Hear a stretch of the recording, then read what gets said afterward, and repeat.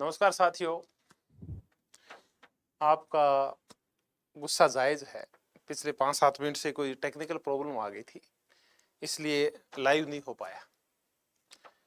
आप कहेंगे ये तो ठीक है, 5-7 मिनट तो हमने निकाली, लेकिन पिछले 2 दिन कैसे निकाले हैं आप अब उसके बाद ये बोलेंगे। देखिए दोस्तों, थोड़ा टाइम लग गया क्योंकि पेपर जिस स्टैंडर्ड का आया था, तो अगर एआई टूल्स के थ्रू या फिर ऑनलाइन क्वेश्चंस ढूंढ के अगर आंसर दिए जाते तो थोड़ा सा शक की गुंजाइश रहती। इसमें थोड़ा टाइम लग गया कि ऑथेंटिक बुक्स का सहारा लिया, ऑथेंटिक सोर्सेज का सहारा लिया, ऑथेंटिक साइट्स है उनका सहारा लिया। और मैं अकेला नहीं, मैं तो सिर्फ आपको चेहरा दिखाने आया हूं। किशन जी गोदारा, सुनीता महिला, मनोज बेनीवाल, मेहरा राम जी, इन सब ने प्रत्यक्ष और अप्रत्यक्ष खूब काम किया है पृष्ठभूमि में रह के, और संदीप ने खूब काम किया है। पिछले 2 दिन से मैं तो फिर भी सो गया था, लेकिन ये मेरे दोस्त सोए नहीं है।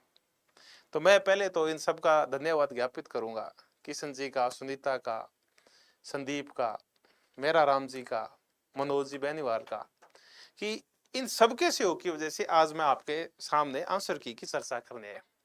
मैं आपका बहुत ज्यादा कीमती समय नहीं लूंगा और एक एक करके विभिन्न मुद्दों के ऊपर आपसे चर्चा करूंगा। जो एग्जाम आपका 16 मई 2024 को आरपीएससी का असिस्टेंट प्रोफेसर पॉलिटिकल साइंस का एग्जाम हुआ है। पहले अपन पेपर के स्टैंडर्ड की चर्चा करते हैं कि पेपर किस प्रकार का था।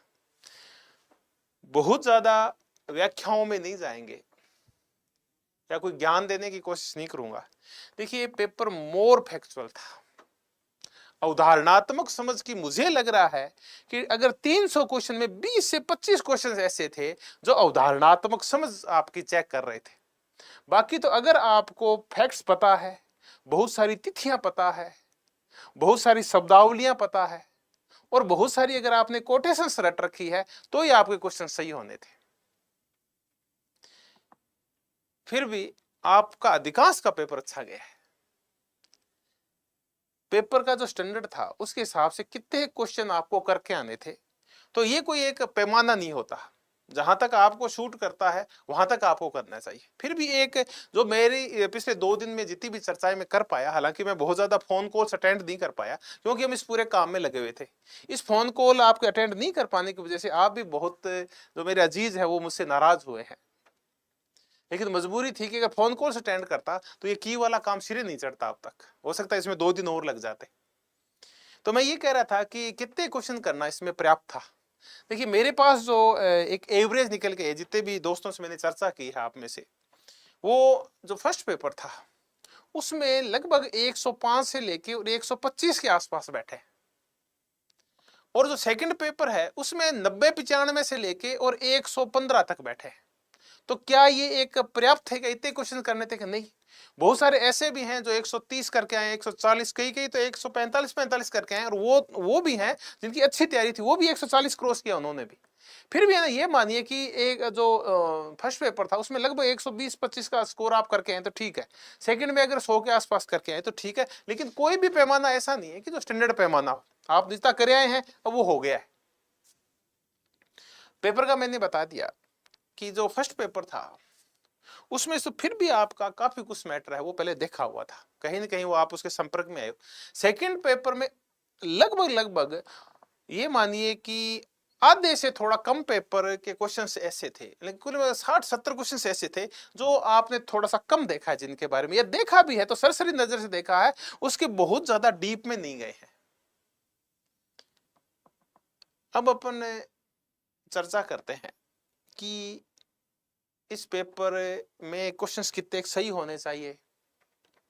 तो देखिए, ऐसा कोई है नहीं किता कि अभी आज आंसर की आएगी, आज आंसर की डाल देंगे। हमने पूरी कोशिश की है, लगभग 50-55 किताबों का हमने सहारा लिया, बहुत सारी ओरिजिनल साइट्स सहारा ली हमने, और उसके बाद कोशिश की है कि ऑथेंटिक आंसर की हम जारी कर पाए। लेकिन देखिए, अंतिम जो आंसर की होगी वो 15 दिन बाद आरपीएससी डाल देगी, और आरपीएससी जिस आंसर की को फाइनल करेगी वही आंसर की फाइनल होगा।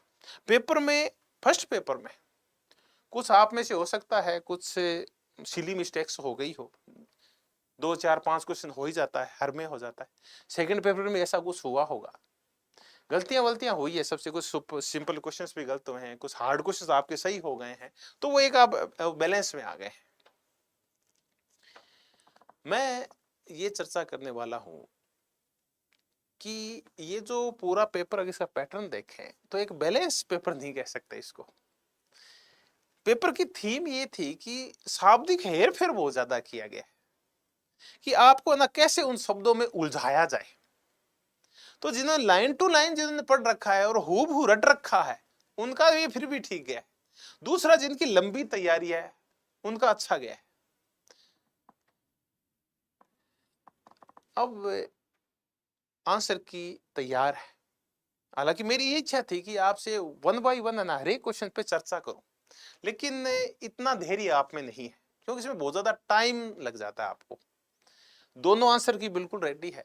जैसे ही मैं आपसे यहां से विदा लूंगा उसके बाद आप टेलीग्राम चैनल्स हैं उनके ऊपर दोनों पेपर की, पेपर फर्स्ट और सेकंड की आपको मिल जाएगी। यानी अगले 5-7 मिनट में आपके टेलीग्राम चैनल के ऊपर आंसर की होगी। अगर आप टेलीग्राम चैनल पे नहीं है तो आप political science with doctor Beniwal ये टेलीग्राम चैनल ज्वाइन कर ले। उसके ऊपर मैं थोड़ी देर में किस पेपर के आंसर के वो विद पेपर है उसके क्वेश्चन के साथ ही आंसर शीट डाल दूंगा।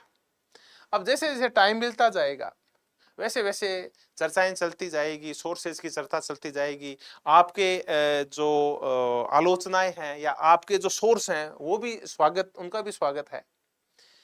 ये चर्चाएं तो चलती रहेगी क्योंकि जब तक आरपीएससी की नहीं आ जाएगी ये चलता रहेगा। अब आया कि कितने क्वेश्चंस करना है वो सेफ है। देखिए ऐसा कोई क्राइटेरिया नहीं है कितने क्वेश्चन करना सेफ था, यानी मेरिट कितनी जाएगी आप सीधा सा ये पूछेंगे, वो तब पता चलेगा कि एक बार अभी दोनों आंसर की आ जाएगी, उसके बाद आप मिला लीजिए। फिर 3-4 दिन तक आपके खूब सारे फोन कॉल्स आएंगे मेरे पास, तब उससे मुझे आइडिया लगेगा कि एक एवरेज क्या आ रहा है। उसके बाद में फिर 4-5 दिन आपके बाद आपसे फिर मुखातिब होऊंगा, उस दिन मैं आपसे चर्चा करूंगा कि इसमें कितना स्कोर है वो सही है, कितने इंटरव्यू कॉल है वो कितने मार्क्स पे हो जाएगा, फाइनल मेरिट पिछले की तुलना की इस बार कम ज्यादा क्या रह सकती है, एक आइडिया अपन ले लेंगे, बड़ा बड़ा आइडिया ले लेंगे। ये तो नहीं है कि मैं त्रिकालदर्शी हूं तो मैं सारी भविष्यवाणियां पहले से ही कर दूं। अब इन फ्यूचर क्या ध्यान रखना है, देखिए मुद्दा ये नहीं है कि आंसर की मिलाने के बाद आपके क्वेश्चंस कितने सही होते हैं कितने गलत होते हैं।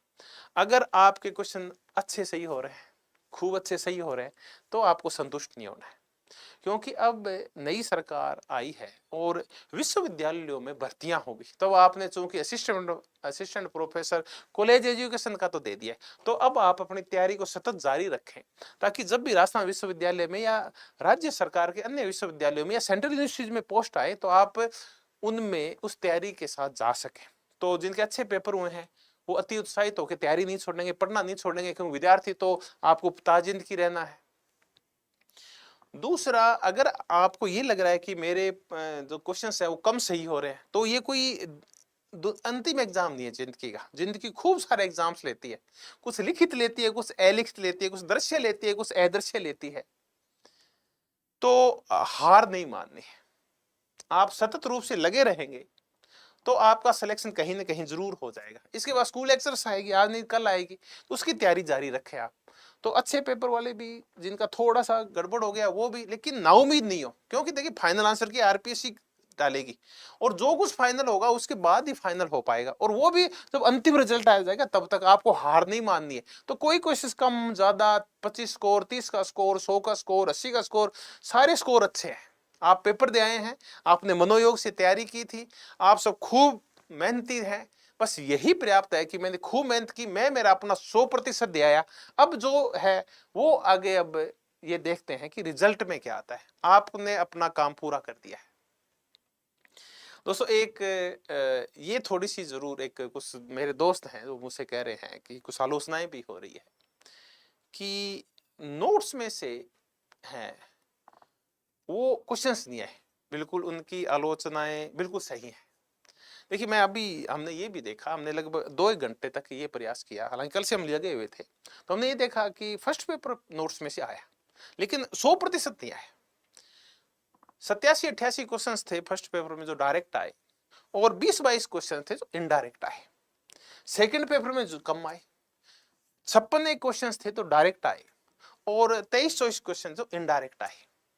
लेकिन अगर है हाँ 150 में से 150 नहीं आए, देखिए ये असंभव है। अगर मैं कह दूं कि सब कुछ नोट्स में ऐसा नहीं आया, लेकिन इतना एक सम्मानजनक स्कोर वाले जरूर नोट्स में से आ गए हैं कि जिसमें आप मेरिट में स्टैंड कर पाए। तो मैं ये दावा नहीं कर रहा कि आप नोट्स पढ़ें।